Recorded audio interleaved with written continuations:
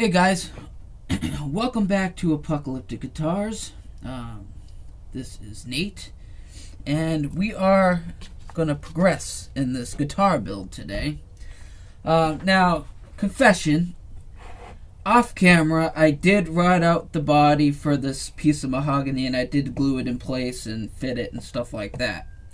But there are a few things that I probably will do off camera because of time, and if I were to record every single thing in this process, there would be like 50 to 80 parts to this series. So we're just going to cut out the boring bits, really, and keep in the most important parts of this build.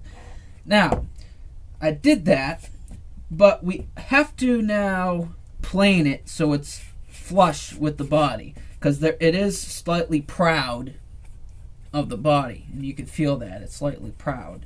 So we want to plane it flat. Now I already have the center lines on the sides here, so I don't have to worry about getting rid of the center line on the top here. I'll just redraw it because it's on both sides, both ends. So what we want to do now is we want to clamp this down.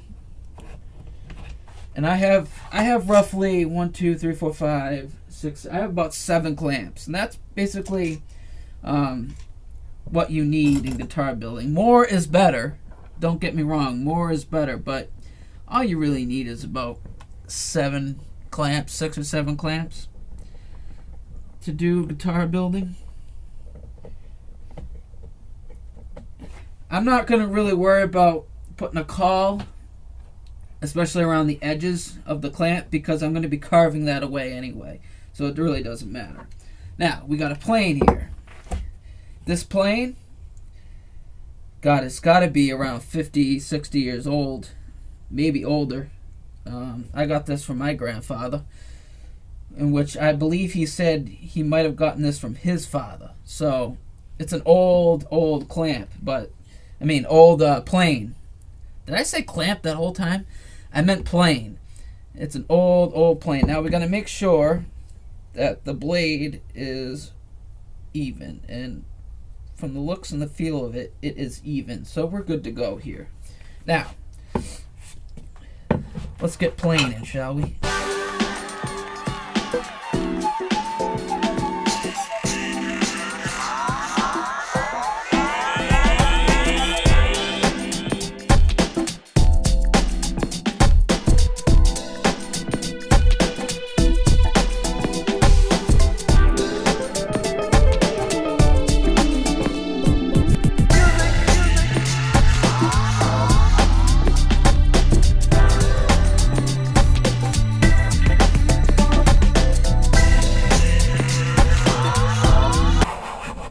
We want to go until we can just about get the very edge of the poplar too. If there's a little bit of shavings coming off of the poplar, that means we're almost good to go. So that's where we want to be.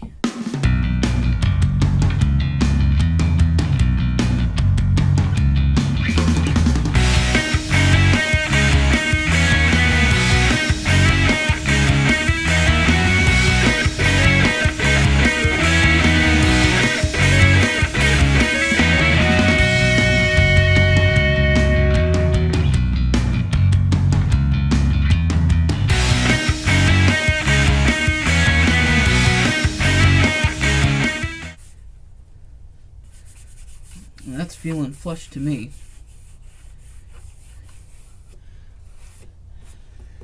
That looks good.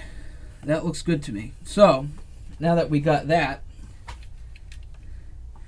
now the plane is all set. The planing. So now, what we got is basically just the outline I did for the roughly placed pickup cavities. But nothing, we got no pencil line on the mahogany strip here, which is good sign. So now that we've done that, it's going to be a little rough right here, but we're going to clean that up with sanding and stuff like that anyway, so it really doesn't matter at this point. But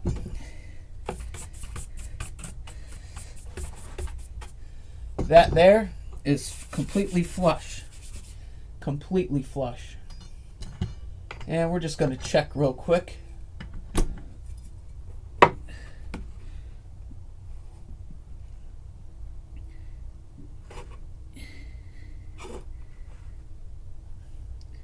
Yep, that's flat. That is flat. I can't really judge it doing it this way because, of course, the poplar is going to be a little off. You know, but that is pretty much straight, flat. Yeah, we're good. And like I said, it's really not going to matter right now. Actually, it's not going to matter at all that it's, you know, not perfectly flat, because again, we're going to carve it, and then eventually we'll sand it down so it is nice and flat in the end. But yeah, let's see how this looks. So I don't know if you can see that, if it's too dark or not. The lighting is a little weird here today. It's cloudy and overcast outside today, but as you can see, it's now flush and there's no line where the edges are. Yeah, that's a good joint right there. It took a lot to actually get this piece of mahogany inside that channel. It actually took clamping pressure to put it in. I couldn't do it by hand. That's how good the joint is.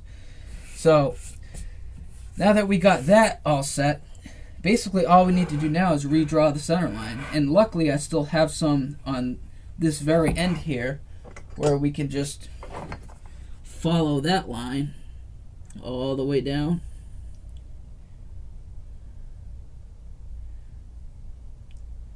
We want to make sure we're accurate.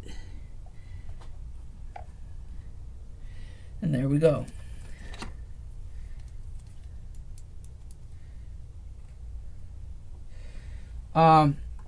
Word of advice, people.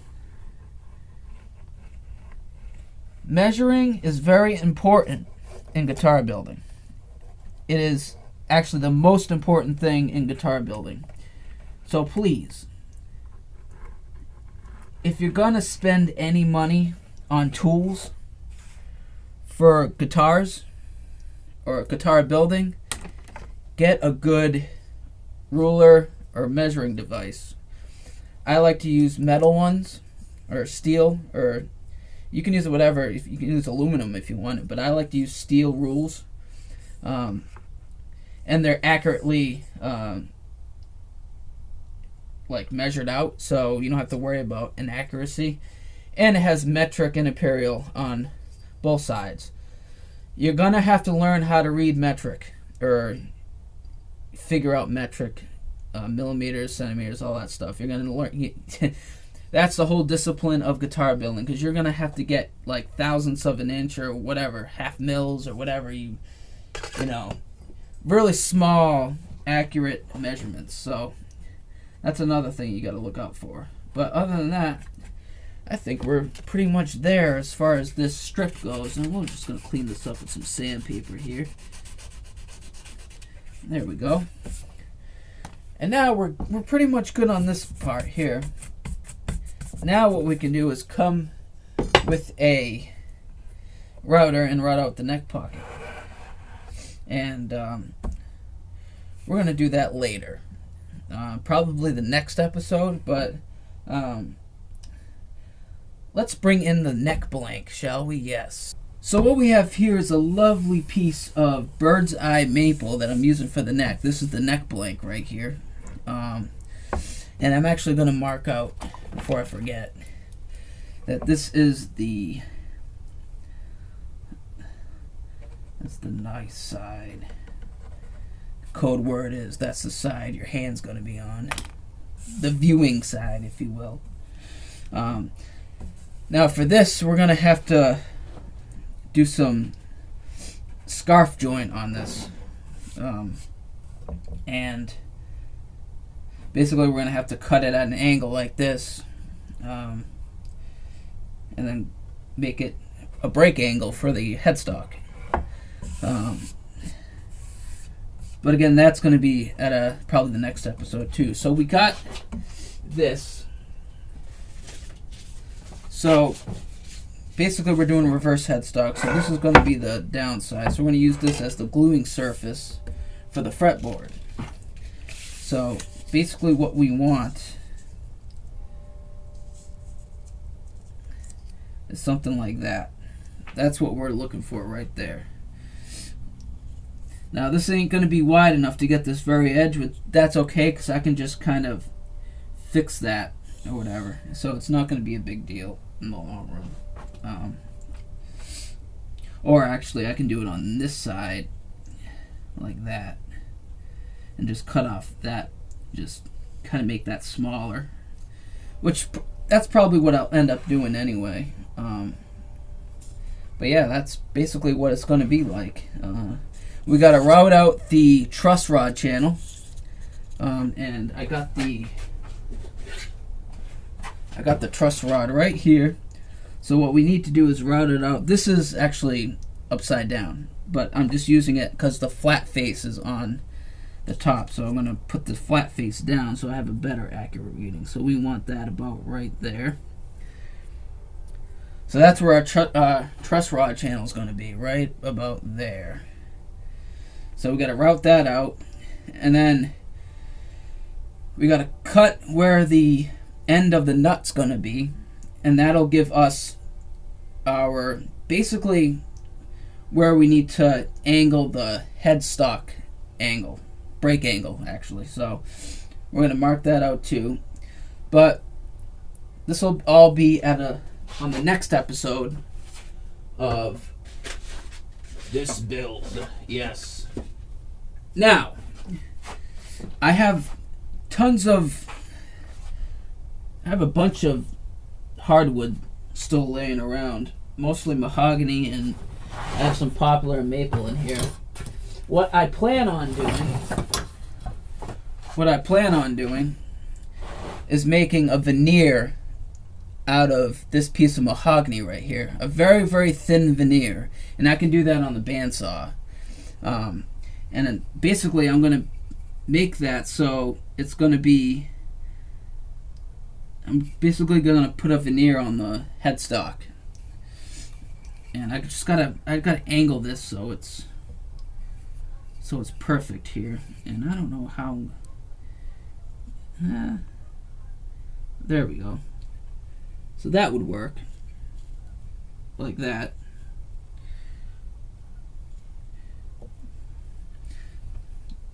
Yeah, that should work like that. If I have to, I'll make a two-piece. You know, it's really not that big of a deal. But yeah, we'll veneer some mahogany and make that as the headstock top, which I think will be really cool.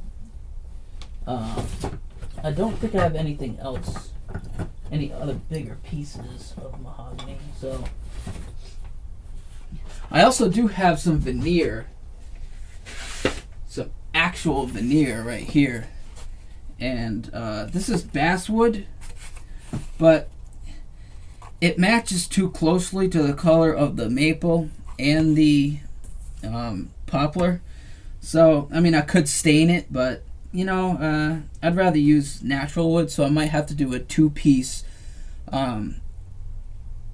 veneer on the headstock, which, you know, it's pretty easy. You just have to be careful, because you got to plane it and joint it, just like a body or whatever, you know. But jointing veneer is a lot more difficult than, say, a thicker piece of wood. But we'll get it. We'll get it. Surprisingly, this veneer is actually pretty straight and flat, which is surprising. But yeah, we have that we'll use. That piece of mahogany, we'll use that for the headstock veneer. What else do we got going on here? This video is basically a strategy video where these are the pickup surrounds that we made, and just to give you a rough idea of what it's going to look like. Look at that, huh? Look at that. I think that's going to look pretty nice. Again, once I put finishing oil on this will all darken up, and this will match this. It'll probably be a little darker, The poplar will be a little bit darker and more of a amberish color. So it's really going to give a nice color to this whole natural wood thing, that I got going on. But anyway, so let's actually measure. Let's actually see the flatness of this board straight off the bat.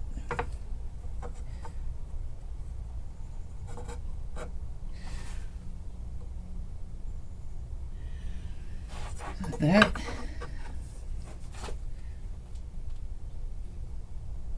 I gotta say, that's pretty damn flat. However, I think I want to use something a little bit bigger.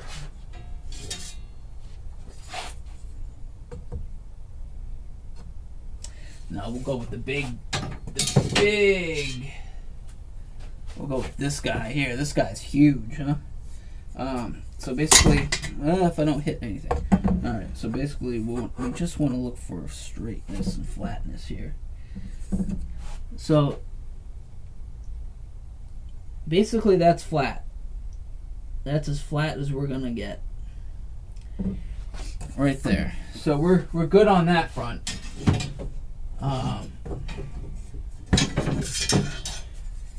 And then we just gotta check for that's square.